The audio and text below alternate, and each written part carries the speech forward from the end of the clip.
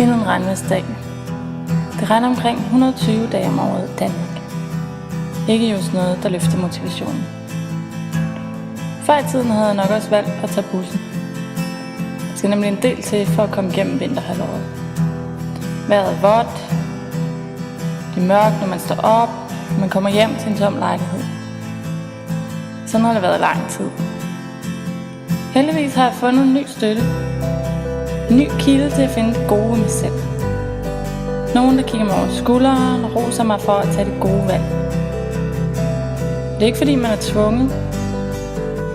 Det gør det bare lidt lettere at vælge rigtigt. Det har jeg brug for.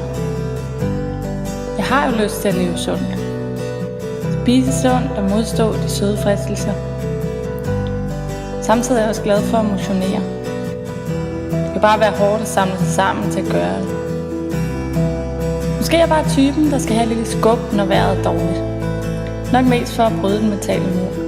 Det er så let at sige, at jeg når det i morgen. Men når man er i gang, er det så fedt. Det er selvfølgelig også hårdt, men jeg ved, at der sidder nogen, der hæpper på mig. Og når jeg er færdig, er jeg altid glad for, at jeg har gjort det. Det føles dejligt. Så er det rart at have nogen at dele med. Et mødested for folk, der har det ligesom jeg selv. Folk, der værdsætter en sund livsstil.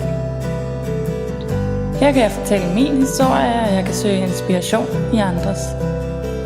Det giver mig en ny livsglæde og styrke til at træffe de rigtige valg. Og det hjælper mig til at leve det liv, jeg har lyst til.